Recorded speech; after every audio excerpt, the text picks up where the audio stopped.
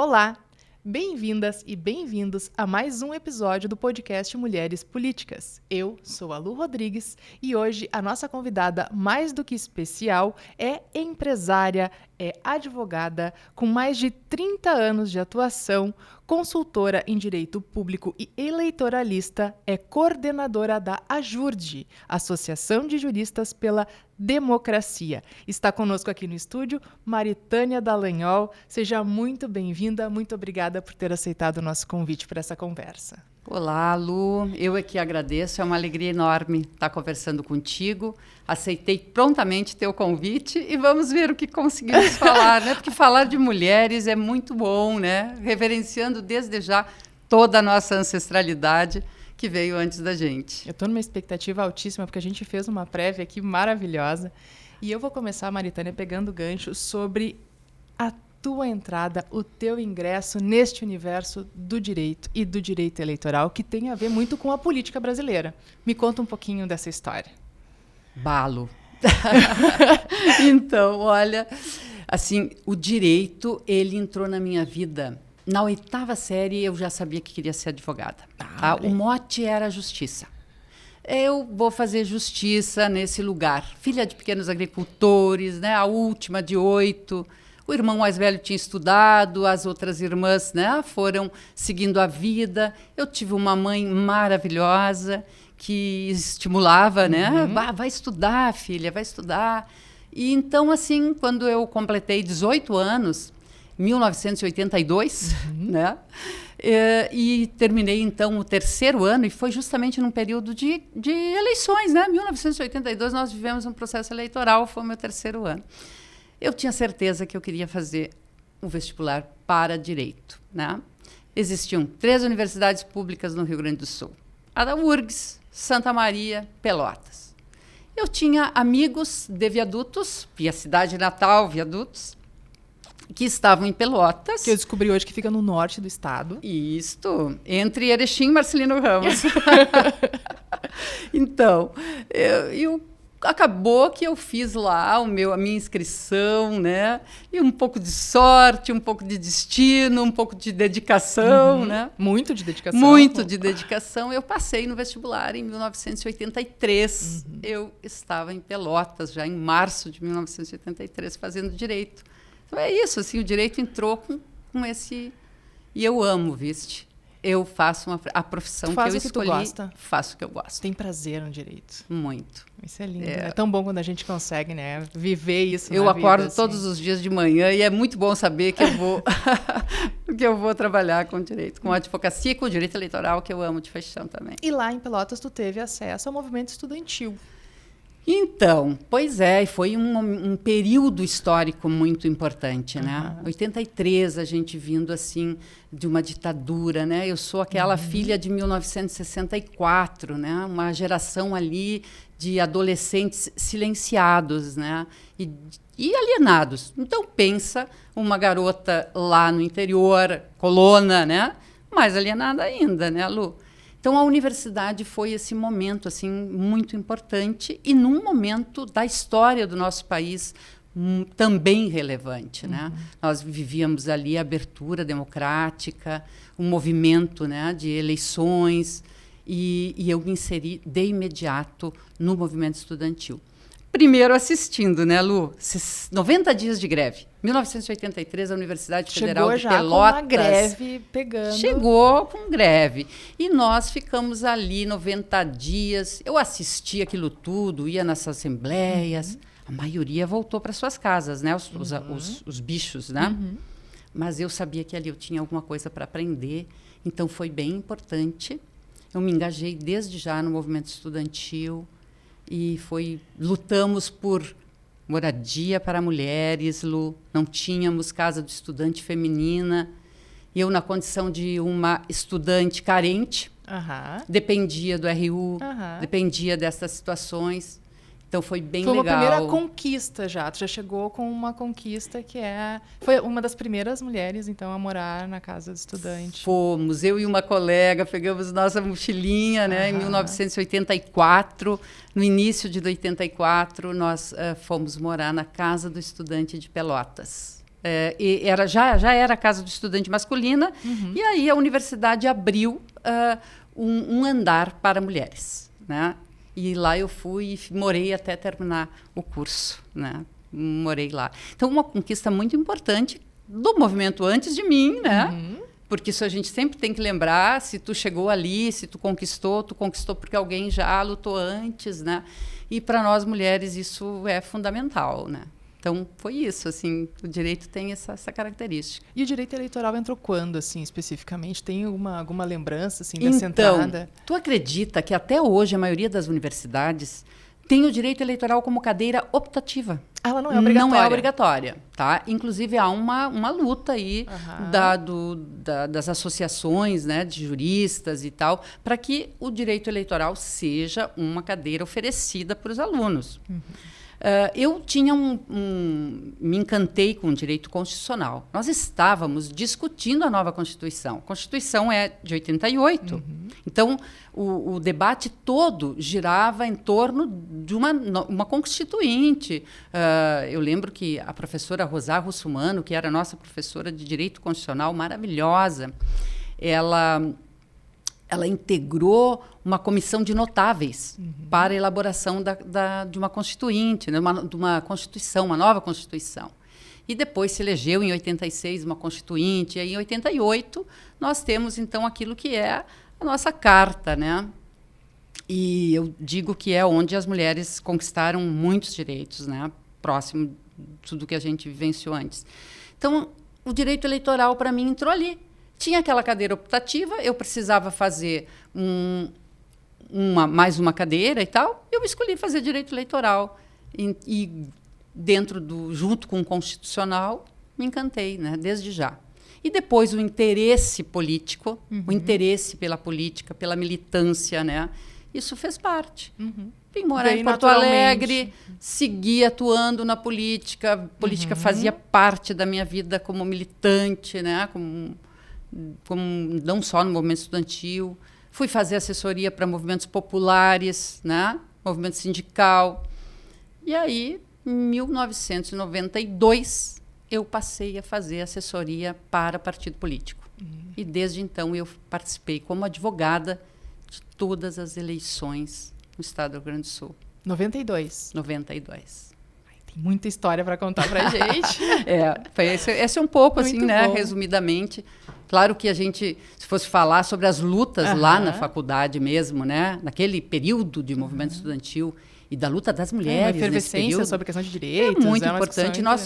Pensa que nós participamos à época do movimento pelas diretas já, né? Então, assim, era uma efervescência política geral no Brasil e eu estava ali, né? Era uma guria de 18, 19 anos, 20, enfim, mas nessa... As mulheres enfrentam muita dificuldade para entrar nesse ambiente político, né? Os nossos indicadores, Maritana, ainda são muito, muito baixinhos, né? Com um ideal, né? E eu queria ouvir, assim, qual é a tua leitura, assim, sobre... com toda essa história, com todo esse envolvimento com política, com todas as mulheres que tu já trabalhou até aqui, como é que tu vê os principais desafios que as mulheres enfrentam hoje para ingressar na política aqui no Brasil? Tu presenciou muita coisa aí nessa trajetória, né? Muita, de fato. Bom, são 32 anos, né? 32? 32 ou 33 anos já de atuação, né? Como advogada, como assessora e olhando para tudo isso. O que eu vejo, Lu? As mulheres, de um modo geral, elas, primeiro, não conhecem a história das mulheres, né?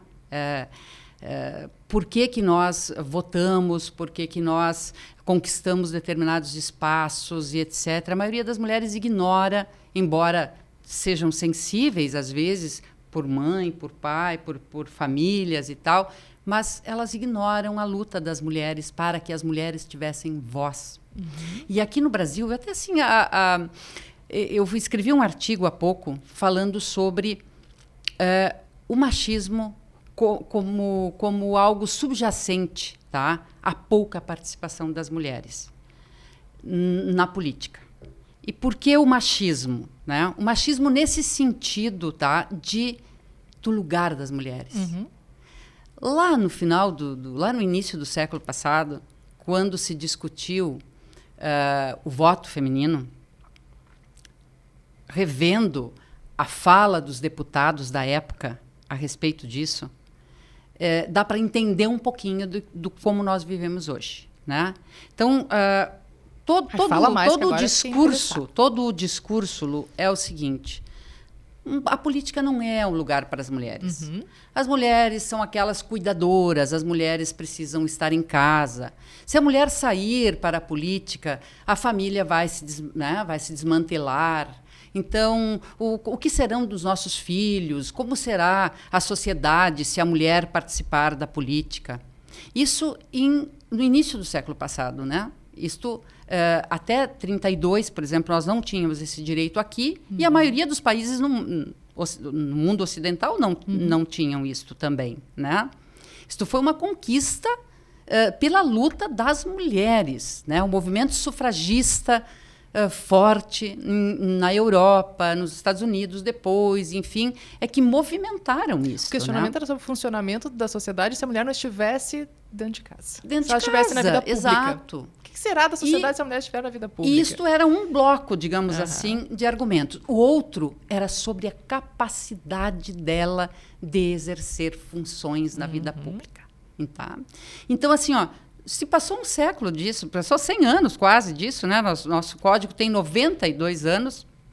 Nós estamos há todo esse tempo e nós não avançamos em representação política. E o discurso, hoje, é quase o mesmo. Ignorando que as mulheres são maioria nas suas famílias hoje, né? Sustentam as suas famílias, são chefes de família. E somos 52% do eleitorado, tem tudo isso. Mas quando a gente chega nesta parte institucional, o discurso se repete. O feminino não chegou.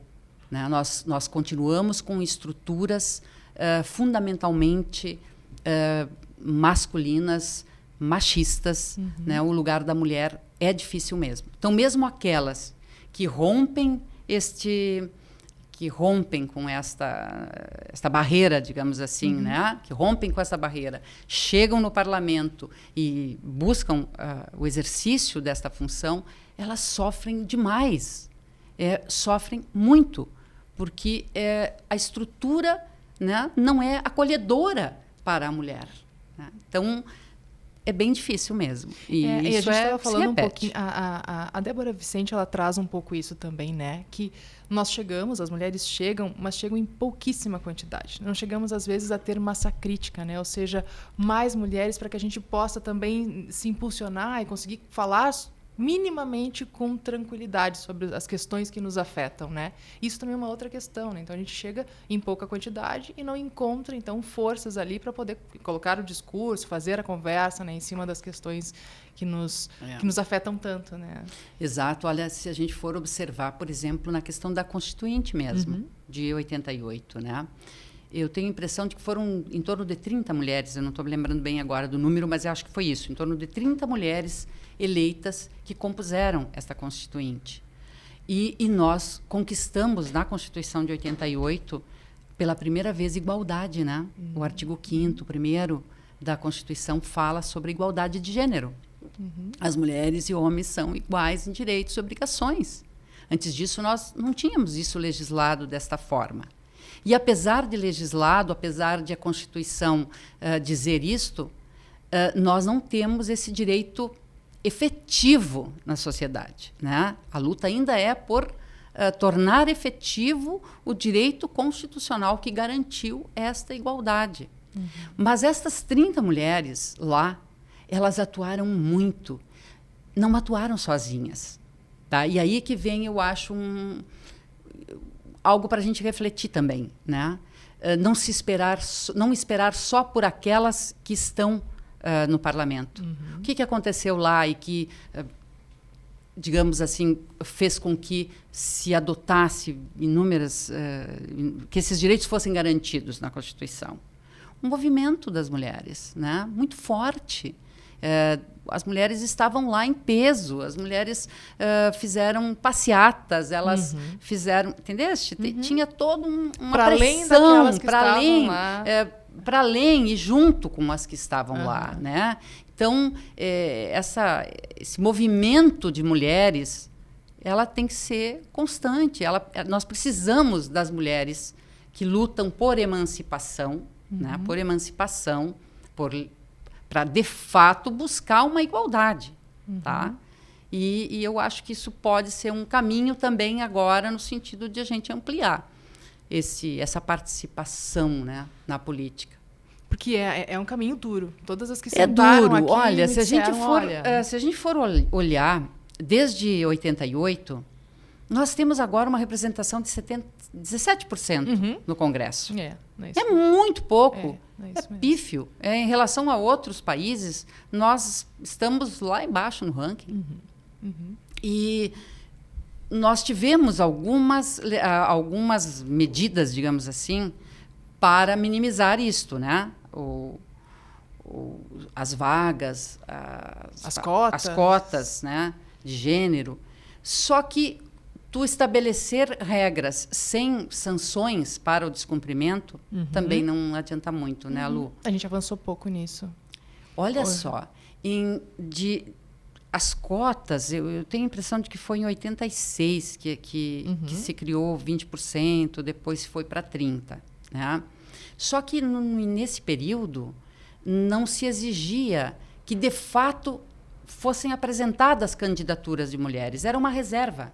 Então, os partidos não se importaram em fazer formação política, em agregar lideranças mulheres, nada disso. Porque, assim, olha, eu tenho que reservar. Se eu não tenho, deixa aqui esse número fora. E as chapas se apresentavam só de homens. Era isso. Né? Eu lembro que em 92, 94, 96, era isto. Só em 2000 e... Olha, Lu, nem me lembro mais. Mas, assim, acho que talvez 2009 é que se alterou esta relação, exigindo que fosse não uma reserva, mas que fosse efetivo, né? Tem que ter mulheres na chapa. Ok, então os partidos passaram a chamar mulheres. Mas elas não querem participar. Elas não querem, não tem ninguém, as mulheres não vêm, as mulheres não gostam, né? E tudo bem. E até, de fato, eu imagino que existiu mesmo essa dificuldade. Eu acompanhei os partidos nessa época e, de fato, era difícil. Mas era difícil por quê? Porque entre o marido e a mulher, duas lideranças sociais, etc., a escolha sempre recaía no homem. Então, a mulher acabou vindo para ajudar os maridos, para ajudar os homens, para ajudar, né, o filho. Então, vinha a candidatura da mãe, da irmã, né, da esposa, mas com este intuito de trazer a cota e garantir a candidatura de um homem. Né? E isto foi até 2015, quando o tribunal se deu conta de que, olha, isso aqui não dá. Né? Depois de muito tempo é que se reconheceu a possibilidade de que isto ser uma fraude. Né? Quando se reconheceu, então, que o que estava acontecendo ali era uma fraude à cota, é que aí os partidos começaram a se movimentar um pouquinho para realmente trazer lideranças com capacidade e tal de eleição. Claro que, assim, tem muitos partidos já, alguns partidos já tinham um movimento interno e elegiam mulheres, e tinham mulheres nas suas direções partidárias, né? Então, isso já acontecia, certo? Mas não é regra, né? Sim. Tanto que nós temos 17% no Congresso. Sim. Então, assim... E sabe o que mudou mesmo, Lu? Sabe por que nós partimos de 15 para esses 17, quase 19 agora? O que fez a diferença, mãe? O fundo público de campanha. Foi isso que fez a diferença. Na última eleição, nós tivemos um aumento de representação feminina, tá? Por conta disso. Porque as mulheres, e não só, e aí mulheres e pessoas negras, né? E pessoas indígenas, tá? Porque estas totalmente invisibilizadas praticamente, né? A Reginete Bispo, que foi eleita nessa última eleição, né? Que foi suplente e ocupa uma vaga lá, né, em função de que o ministro Pimenta está fora da Câmara, né? Então ela assumiu nesse lugar. Mas a Reginete dizia esses dias isso. Ela disse: olha, pela primeira vez a gente tem uma bancada negra, né? Tem pessoas negras ao ponto de se reunirem numa bancada negra, né? Então, mas isso foi possível em razão de que o TSE, ao discutir a distribuição do fundo, disse: não, olha aqui, partidos políticos, né? Tem que distribuir equitativamente aqui. Então, se você tem 30% de mulheres, 30% do fundo. Se você tiver 50% de mulheres, 50% do fundo, né? E isto fez diferença. Por quê? Porque tu não faz campanha sem dinheiro. Não faz campanha e sem os partidos nunca apostaram efetivamente em candidaturas femininas. Os partidos são peça fundamental para que a gente tenha uma mudança nesse indicador, né? Então, isso está muito claro. Assim, tem a parcela do eleitorado, sim, tem a parcela do entendimento da sociedade, mas tem também a atuação partidária, né? Para a promoção desse maior número de mulheres. Isso é uma coisa que tem vindo com muita frequência para essa mesa, né? Acho que os partidos têm discutido um pouco mais isso. Nenhum deles vai dizer que não tem interesse nesse indicador. Mas, na prática, nas ações, é que a gente consegue ver realmente o quanto se investe nessas candidaturas, quanto se investe no treinamento, no ensinamento dessas mulheres, sobre as questões universais da política, né? Que a gente falava um pouquinho antes disso também, né, Maritânia? Ao longo dessa tua jornada, assim, te lembra de algum dos maiores desafios que tu enfrentou ao lado de uma mulher numa candidatura? Alguma te chamou a atenção? Tem uma lembrança disso? Olha, foram muitas as mulheres que a gente acompanhou, né, nesse período. Mas assim, o desafio para todas elas sempre foi o mesmo. É serem ouvidas dentro da direção partidária. Sabe essa coisa assim, eu penso, Lu, observando algumas situações. Sabe, tu não está acostumado a ver ou ouvir. Eu olho agora o futebol, tá? No início, nós temos agora narradoras, certo? No início, quando eu comecei a olhar assim e tinha narradora, aquilo me soava estranho. A mim soava estranho. Por quê? Porque a impressão que tu tem é que tu não vai continuar vendo aquilo ali, tu não ouve, porque o teu cérebro não registra isso, sabe? Sim, não está habituado a isso. É uma coisa estranha. É estranho. Então, eu estou habituada a ouvir um homem narrando um futebol. Então, tu chega numa reunião ou um parlamento e quando a mulher começa a falar, esse teu cérebro diz: olha, isto aqui não é natural aqui, isto não serve. Então, tu te distrai, tu não ouve, tu olha o celular, tu olha o jornal, enquanto essa companheira, esta mulher está se manifestando. Cansei de ver isso. Entendeste? De estar em reunião e quando uma mulher toma a palavra, uma fala paralela, né? Uma distração, enfim. E então tu fala, mas a tua fala, ela não é considerada. E eu acho que este é o maior desafio que eu vi assim nessa sequência, sabe, de eleições que eu venho participando. Uma educação para a escuta. O que vai mudar quando elas forem muitas? Quando isto passa a ser algo normal. É normal. Eu agora tem um jogo de futebol e está sendo narrado por uma mulher, já virou normal. Isso aqui, não é mesmo? É natural que ela esteja ali narrando. Por quê? Porque ela narrou 1, 2, 3 vezes, né? Então, a fala das mulheres, ela é um pouco isso, sabe, Lu? Isso é na advocacia também, né? É na advocacia. Eu vou pegar esse gancho, assim. Tu já enfrentou alguma situação desconfortável só pelo fato de ser mulher, Maritânia? Muitas, Lu. Muitas. Desde assédio, porque assim, isso aconteceu na faculdade. Eu tive uma situação de assédio, porque eu era, como eu te disse, era uma estudante carente, morava na casa do estudante e precisei também, em alguns momentos, trabalhar, fazer outras coisas, certo?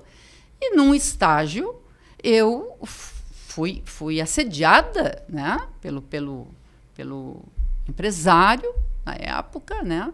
Dizendo, olha, tu é tão bonita, tu pode sair da casa estudante, tu pode morar em outro lugar legal, entendeu? Tu pode tudo isso. Pois é óbvio que eu sumi daquele lugar, não voltei nunca mais, né? Então, é muito maluco é uma isso, coisa né? muito doida isso, né? Passei por situação semelhante, assim, e eu achei muito legal que eu me identifiquei com várias fases da tua história. Também morei na casa do estudante, também fui aluna carente, foi todo o processo. E tu sabe que eu levei muito tempo na terapia para tratar um assédio semelhante, tá? Porque, para mim, durante muito tempo, a culpa do assédio era minha. O que eu fiz para que esta pessoa, para que este homem se sentisse à vontade para me falar essas coisas? Então, e a terapia ela foi maravilhosa, faço terapia, ajuda muito. Verdade. Em que momento, né? Como é que eu cheguei a essa conclusão de que a culpa era minha, né? O cara era um idiota, entendeu? O cara era um imbecil. Mas não, eu fiquei pensando muito tempo na minha trajetória, o que eu fiz para que este cara se sentisse à vontade de me dizer isso? Ou o que eu não fiz, né? E me culpei durante muito tempo por não ter feito, assim. Todas nós já passamos por alguma situação dessa, né? Então, assim, desde estes episódios que são, né? Desde sempre. E depois na profissão, aí de uma outra forma, né? Que é a necessidade de tu ser ouvida. Sim. Então, eu sou muito grata também à oportunidade que eu tive na advocacia eleitoral. Eu fiz a advocacia do PT por muitos anos, né? E ainda faço em boa parte, né? Mas hoje já atuando de uma forma bem mais ampla, né? Mas eu fiz eleições muito pegadas, eleições de 1994 e 98, né? Será que eu estou falando a verdade? Antônio Brito, Olívio Dutra, né? Eu acho que foi nesse tempo ali. Será foram que bem isso, acirradas? Foram bem Agora acirradas. eu falei a data e me deu uma dúvida, assim, mas eu acho que foi isso mesmo, era 94 e depois 98, né? E eu tinha meninas pequenas, né? Tinha as duas filhas. Sou mãe, Lu. Sou mãe da Lua, da Flora, do Francisco. Sou vó da Iris, do Guadua e da Rosa. E vou fazer uma janela sobre isso, porque a Maritânia fez um comentário maravilhoso, porque eu disse para ela, disse, Maritânia, a política não está na mesa das mulheres. E a Maritânia disse, na minha mesa tá. Mas eu vou fazer um gancho com isso, porque eu achei sensacional. Isso. E então, assim, olha, naquela época, eu era uma única mulher, praticamente. Eu acho que tinha uma outra colega que atuava uma mulher, como partido. Mãe, dentro desse processo. Dentro desse processo. E num enfrentamento muito forte, assim, né? E eu representei os interesses desse partido. Na época, eu foi também uma mistura ali com militância, né, junto com a profissão, mas eu sempre consegui identificar bem as coisas. E do outro lado era homens, né? Todos eram homens. E eu tive assim, foi uma escola para mim, sim, né?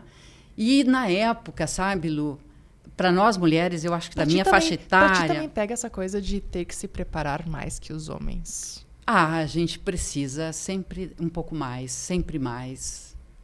Para ocupar o mesmo lugar, né? Precisa ter mais. E eu fiquei assim, foram períodos em que eu ficava 3 meses, claro, com o apoio de outras mulheres. Eu sempre tive uma rede legal, assim. Eu tive empregada, né? Sim. Porque assim, não tinha mãe aqui, mas tinha minha irmã aqui, então... Mas eu tinha uma pessoa que está a vida inteira comigo também, né? Cuidou das minhas filhas de uma forma linda, né? Maravilhoso. Eu também sou gratíssima sou super ela. grata, assim, muito grata. Não podia estar aqui, por exemplo. Né? Exato. Então, a gente fazia isso muito forte, assim, né? E mesmo assim, olha, no TRE, Lu, teve um episódio muito interessante. Eu não me lembro em qual dessas duas eleições, bastante forte, né? Mas as meninas eram pequenas. Foi no dia do meu aniversário, 28 de setembro. Claro. Eu combinei com meu marido que ele iria me buscar, então, no final da sessão. Mas era assim, ó, disputando muito, assim... Teve uma situação de inúmeros pedidos de direito de resposta, tá? De ambas as partes. Então, a gente estava ali na tribuna disputando cada segundo dos últimos programas, porque 28 de setembro já ia ter eleição logo ali. E aí eu disse, não, eu acho que lá pelas 9h30, 10 horas da noite eu vou estar liberada. As sessões se prolongavam. E o Eduardo veio com as meninas e ainda estávamos, né, lá na tribuna defendendo e cada segundo do tal programa eleitoral, os últimos programas eleitorais. E aí ele sentou ali, as meninas tinham um murinho entre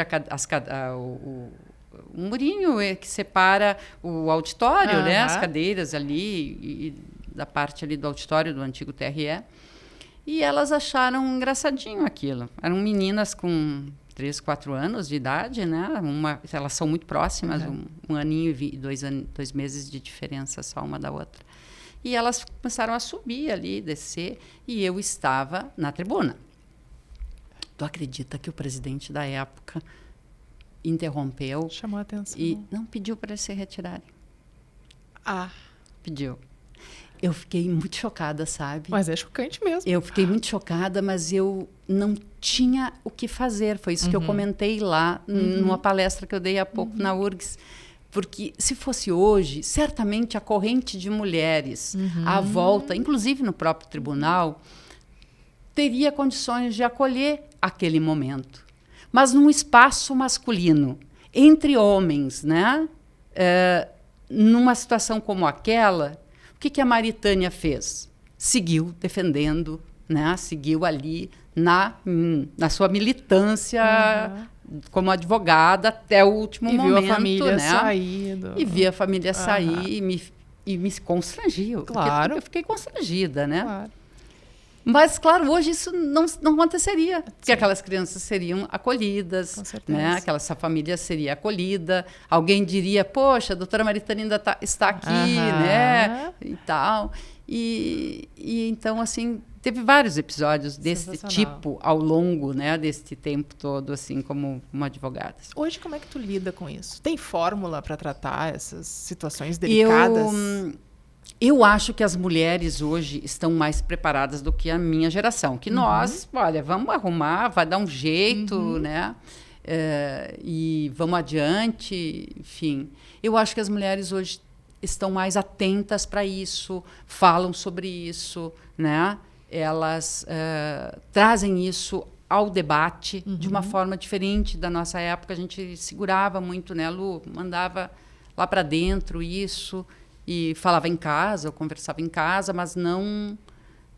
eu tenho a impressão de que, nesse momento, as mulheres que vieram depois de mim já estão no outro patamar, sabe? Eu já fico bem feliz porque talvez a gente tenha trabalhado um pouco isso.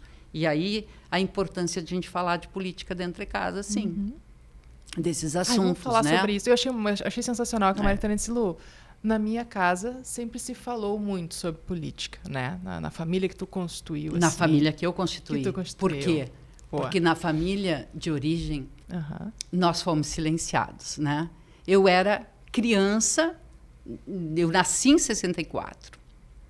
E na minha família era melhor não falar de política, né? Então, fica quieto, não fale. Todas as nossas dúvidas ou a inquietude natural, né, de um adolescente ficava quietinho ali, porque para o pai e para a mãe era melhor que não se falasse de política, né? E então, quando eu constituí a minha família, meu companheiro e, enfim, meus amigos, a política fez parte da nossa vida. Por quê? Porque ela faz parte. Olha, eu comecei a lutar por educação pública. Né? Estudei em escola pública e universidade pública, porque senão eu não teria estudado, entende? E estudar mudou a minha vida. Então, ele foi marco. Se eu não tivesse estudado, claro, eu poderia ser feliz também, mas certamente eu teria um outro caminho. Não este aqui que era o meu desejo de ter, né? De ser feliz, escolhendo uma profissão e atuando nele, né? Então, escola pública, isso fazia parte do nosso debate, né? A questão da mulher, o meio ambiente. Tudo isso é do nosso cotidiano. Às vezes até a gente é crítico demais. Eu acho que as minhas filhas pegaram um pouquinho disso, assim, dessa militância exagerada, ou desse olhar muito crítico para tudo, né? Eu estou ponderando isso agora, com os netos. Sim, mas foi importante.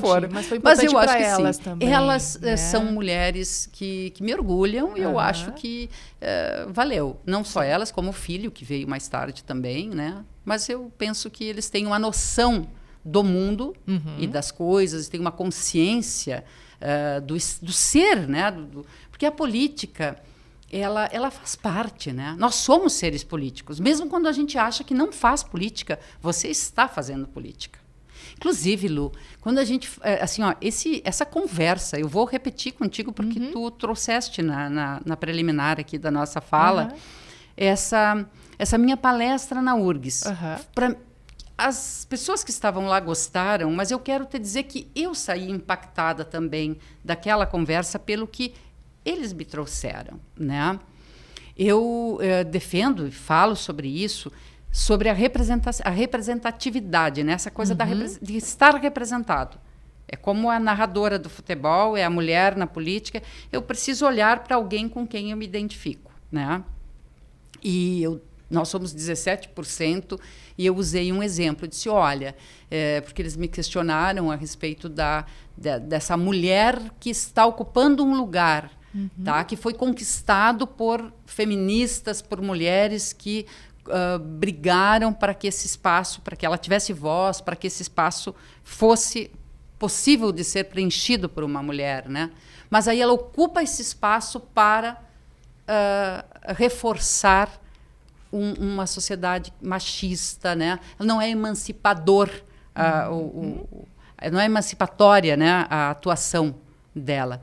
E eu comentei, eu disse, mas olha, não é melhor conversarmos com esta mulher, ainda que a sua ação não seja emancipadora, do que com o marido dela, né, que não tem nenhuma representatividade, não tem essa identificação, esse espelho. E aí eles me confrontaram com uma situação que eu tenho refletido, no sentido de que talvez isso possa mascarar algo e retroceder no direito, porque essa mulher estará lá, né, representando um status quo opressivo, né, reforçando, dando esse aval, né, e aí as mulheres vão olhar para ela e se verem lá. Não serem questionadas, não um acolhimento para se emancipar, mas para dizer, olha, a gente pode mesmo... Para confirmar, sabe?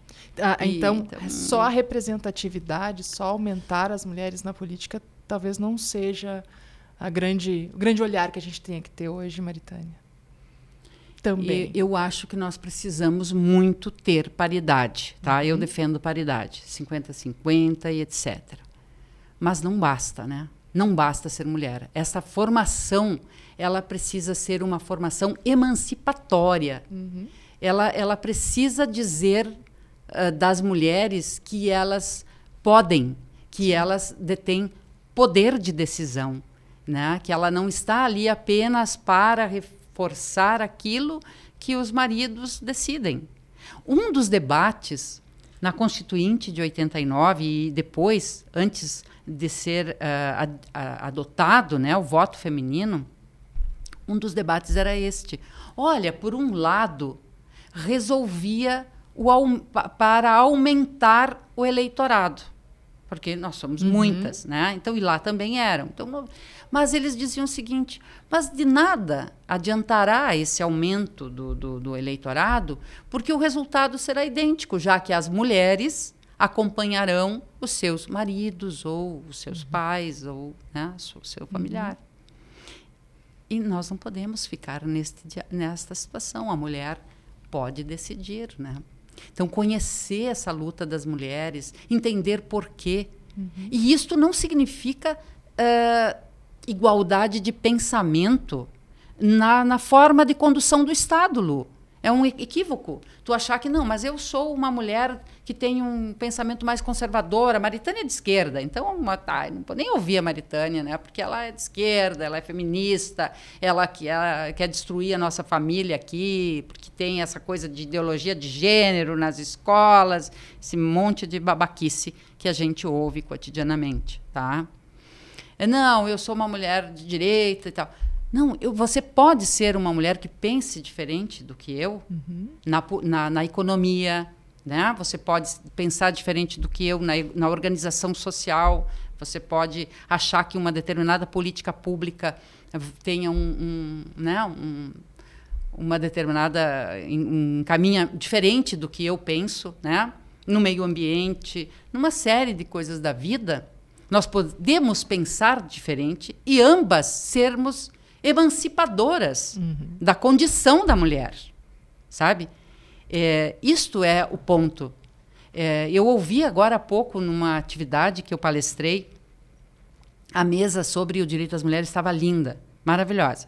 Participou a desembargadora Elaine, que é uma queridona, a Débora, eu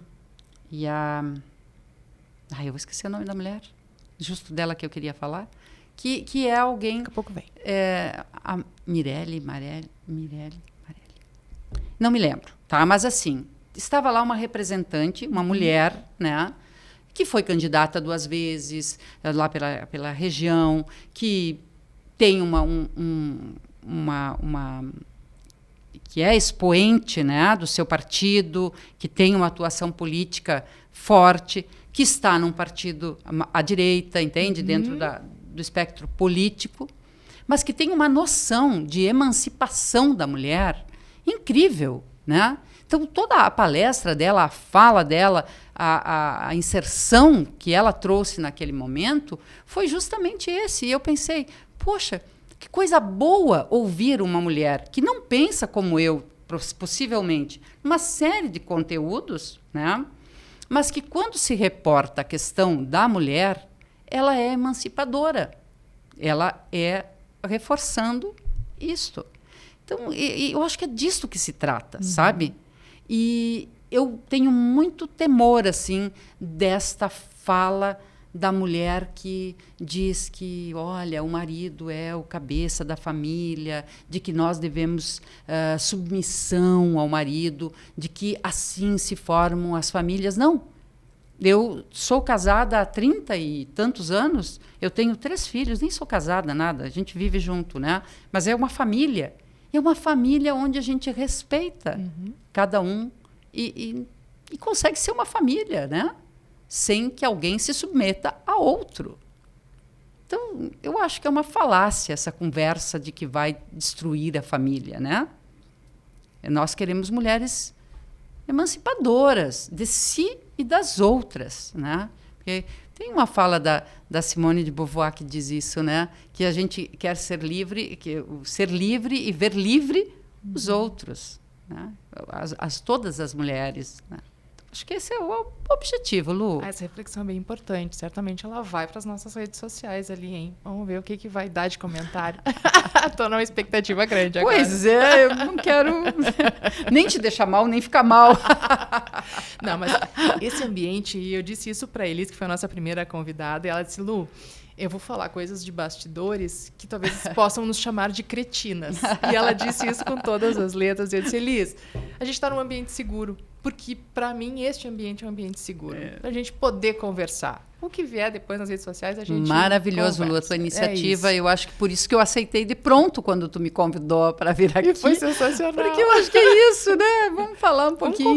Vamos conversar sobre coisas que a gente não fala ou sobre conversas que não estão postas. Então, acho que essa riqueza, para mim, está sendo sensacional.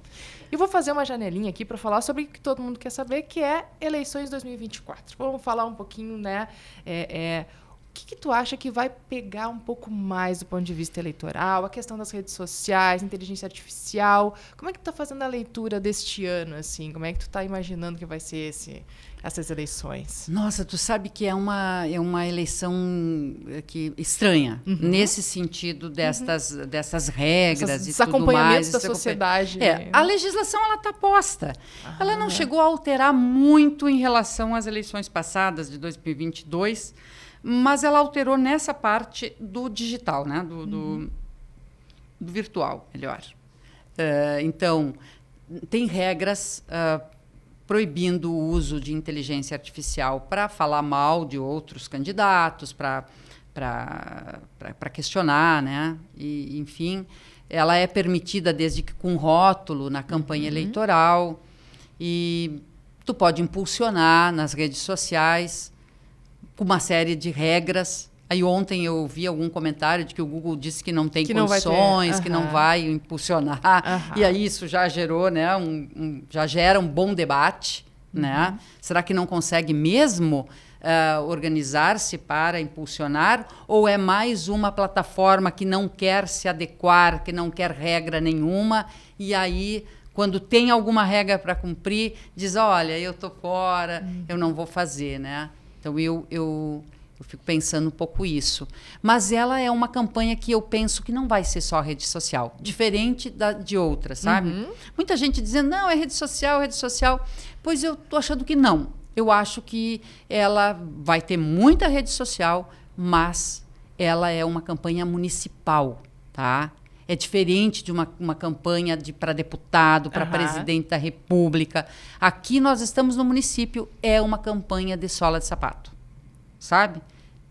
Aqueles candidatos que tiverem inserção, que forem conversar com as pessoas, que estiverem próximas das comunidades, vão se destacar. Eu acho que nós saímos daquele momento pandêmico difícil, né, de afastamento, e eu vejo que as pessoas estão querendo esse contato, tá? Então, eu penso que 2024 vai requerer dos candidatos presença. Presença na comunidade. Maravilha. Vamos lá. A gente está se encaminhando para o finalzinho. Essa é a nossa última pergunta que combinei com a Maritânia também um tempo. E quais são as mulheres na política ou fora da política que inspiram a Maritânia? Tem alguém aí que é uma referência para ti? Ou são muitas mulheres? São muitas mulheres, né? Eu não vou conseguir destacar todas elas, porque, assim, tem mulheres na literatura, tem mulheres na política, né? Tudo isso. Mas eu vou destacar, assim, tem uma mulher que eu admiro porque a gente sempre admira, e eu tenho uma admiração especial pela minha mãe. Minha mãe não está mais conosco, mas ela, no seu contexto, né, como uma mulher agricultora, ela era crítica. Ela era crítica a várias coisas. E aquilo me inspirou muito, até na religião. Nós somos uma família católica, né? E ela dizia, falava do padre e tal, né, do passado. Ela dizia, e desconfiar, tem que desconfiar deles. Ela já percebia, né, isto lá e ela nos passava isso nesse sentido de que, olha, cuida aí com os homens, né? É o padre? Cuida igual, sabe? Então tinha essa noção, né? E ela era encantada com a beleza do mundo. Ela me legou isso, sabe? Então, essa vontade de estudar, de ler. A minha mãe, com 93 anos, ela lia o jornal, ela fazia questão de receber lá em casa o jornal e ler, né?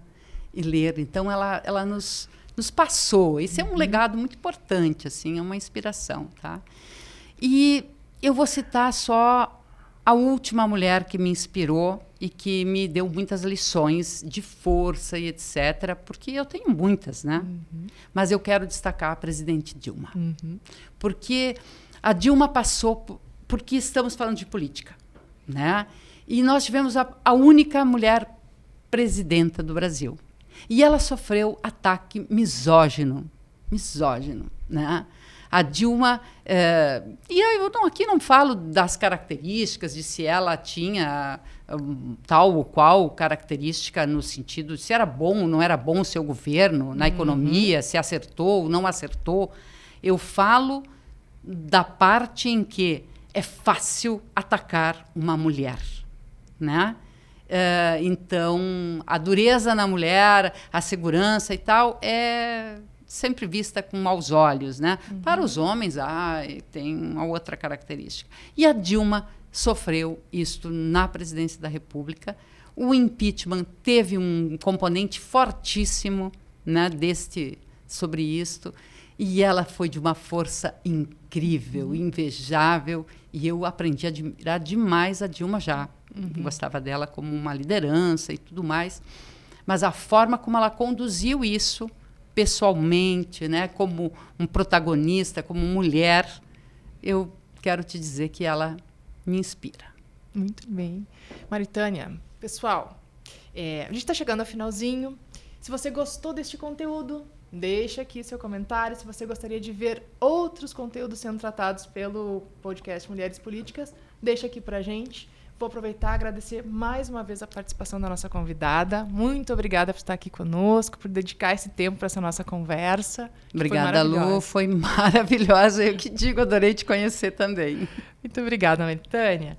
Pessoal, se você gostou, deixa seu like. Se achar que mais alguém possa se interessar por este conteúdo, compartilhe. Um grande abraço e até a próxima.